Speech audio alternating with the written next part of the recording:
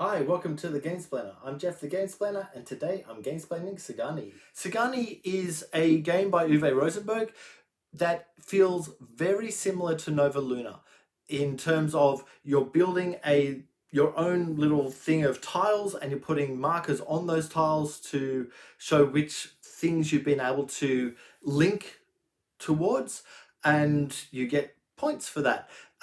With Nova Luna, you're just going to try and put all of the markers onto your board. With this one, Sagani, you are putting the markers onto your tile when you put the tile down. And you're then covering up things that you have achieved. Once you've achieved everything, you take those markers back off and flip the tile over, taking the points.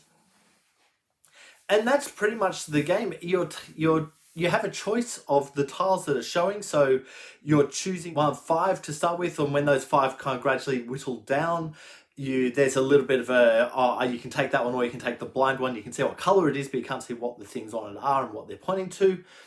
So you've got a little bit of information, but not all of the information. And if you choose that one, the one that you didn't choose goes up into another row. When that other row is full, everyone is choosing or has the option to choose one of the tiles out of that row to add into their setup. And it's a little bit of a catch-up mechanism because the person who's furthest behind will get to choose first. And so you can catch up a little bit by doing that way. You cannot choose them if you don't wish to take any extra tiles. That's absolutely fine. The other thing with this is that because you're putting a marker onto each tile, or a number of markers if it's got to point at a number of different things, you're using up the markers that you have. And so at some point, you'll potentially run out of markers. If that happens, you have to take these red markers, which lose you 2 points straight away, and use them. Once they clear out, you get to keep them and continue using them. So you've spent 2 points, but you can continue on with the larger number of markers than other players. And there's a real fine balance on, do I need to get one that's going to clear out some markers and give me some points? Or do I want to spend the 2 points to get that particular tile in because I can see that that's going to give me a whole bunch of points and I'm going to have an extra marker or extra 2 markers for future rounds? And that's, depending on how early or late in the game, there may actually be value in doing that. It's such a fine line of which way do I go with that choice. Now, I have both Nova Luna and Sagani. Nova Luna, I believe, was put out by Stronghold Games. Sagani looks like it's an Eagle Griffin game. They're different companies, but the two games feel really, really similar. In fact, so similar that I played them back to back, just so I could actually see similarities, differences, because it's been a little while since I've played Nova Luna. They feel like similar games. When you play them back to back, you can see the difference because there's that whole using markers to just mark that I've done something, or taking markers off once you've done something.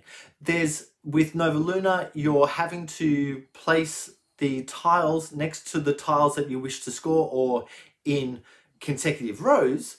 Whereas with this one, you have them as arrows. So if you have an arrow pointing straight up to white, it doesn't have to be the next tile above it is white. It can be anything within the row, once that row is built up, is white, in order to achieve that thing. So it's kind of aiming towards something, which seems easier, but in some respects, you end up with a whole bunch of stuff where you're trying to get, I need a green one on that diagonal, but I can't put a tile on that diagonal because I don't have the sides of it. Everything has to be adjacent. We can't go diagonal. So what ends up happening is you have a whole bunch of things aiming towards the diagonal, which can't be put in because there's no tile to butt that up against. There's a lot of little intricate thinkingness on this game that's really necessary all the way through to go, I need to do that, I need to do that, I need to do that. But it plays really straightforward. The rule book has a thing in it where it's one of them's a misprint. I've made an assumption on which way the correct way to go is, but the rule book is saying that on a 2-player game you play to this level, 3-player to that level, 4-player to that level, which is further up. But then the actual printed board has that one as the 2-player and 3 and 4 as the closer one. And there's just a little bit of a difference between the two. I've got to assume that the printed board is correct, not the rules. I haven't looked into that. I've just made an assumption because that's how pretty much every other game feels right. I really, really wish that the designers, the companies producing and publishing these games would actually look at the rules with a fine detail. Because there's been a number of games that have come out, and it's usually on the translation into English that we've lost something in the way rules are written out. With this one, it feels like they just got it wrong, but there needs to be some level of knowing what you're doing with that editing, and I feel like I'm having a go at an editor at the moment. I probably am. If you edited this game, please get it right. Okay, I'll leave it there. That's probably enough about Sagani. Please go ahead and watch my Gamesplanation to get a feel for how the game actually plays. If you have any comments or suggestions, please write them below. If you have any games that you would like to be Gamesplained, please shoot me an email to thegamesplainer@gmail.com. Follow me on Instagram and Twitter @thegamesplainer to keep up to date with the games I'm playing. Subscribe to my videos to keep up to date with the games that I'm gamesplaining. And until next time, enjoy gaming!